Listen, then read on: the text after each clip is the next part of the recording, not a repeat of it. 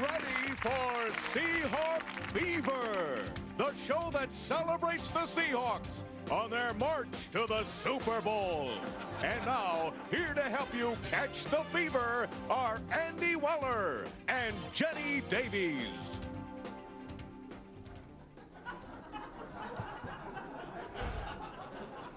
Hello. We're back with another Seahawk Fever, the show we rushed on the air and sold a lot of advertising for 6 weeks ago when the Seahawks were 3-1. I mean, they look so great. Anyway, we're pretty much committed to this time slot, so the 9 of you out there still watching, we're going to be right here until the end of the season. That's right, but enough negative talk, Andy, because it's time for our positive Hawk Talk of the Week. Brought to you by Morgan Insurance, who say you can bet your life insurance the Seahawks are going to the Super Bowl. The positive Hawk Talk of the Week, they almost won last Sunday.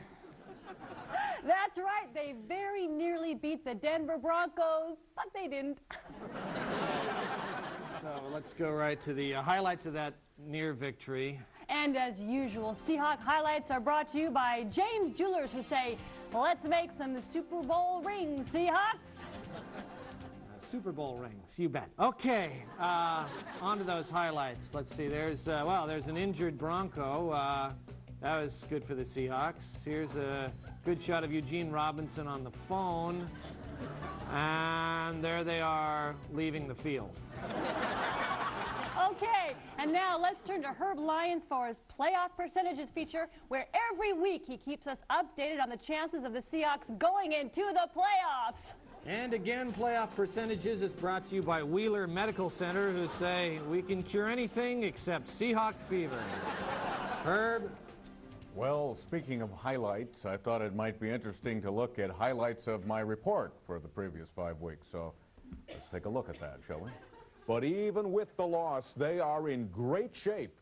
3 wins and 2 losses, and that's not bad. But, you know, considering it's the AFC, 3-3 at this early stage puts them right in the playoff hunt. And so at 3-4, that wild card spot is still wide open. Even though they are 3-5, that still means they could end up 11-5. They could. People keep asking me, at 3-6, they're out of it, aren't they, Herb? And I say, oh, no, they're sitting pretty. And now for tonight's report. It ain't gonna happen. All right, they ain't going anywhere. You got it? Quit calling me and asking me what it would take, because it'd take nuclear sabotage or an unfortunate accident involving another team's airplane. It's over, comprende? Thanks, Herb. And we'll see you again next week. And you know, Herb raises a good point, Andy, because a lot of teams fly through bad storms at this time of year. So if one of those planes went, that could be a factor. Yeah, well, okay, Jenny, you just keep thinking those good thoughts, okay? I will. In the meantime, it's time to look at the psoriasis scoreboard, where each week since the show started, we're donating money for psoriasis research for every touchdown the Seahawks have scored. Our grand total is $20. And hey, that's okay. It's not really the worst disease to have anyway. And now let's go to the phones, where we have some fans with the fever. Hello, you're on Seahawk Fever.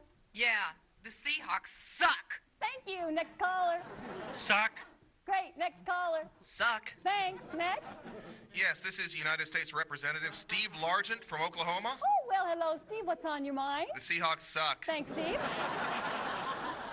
Well, that's it for this week, but be sure to join us next week for Seahawk Fever. That's right. It'll be a whole new show with a couple of new sponsors, the Darwin Depression Clinic and Albright Funeral Home. We'll see you then. Bye.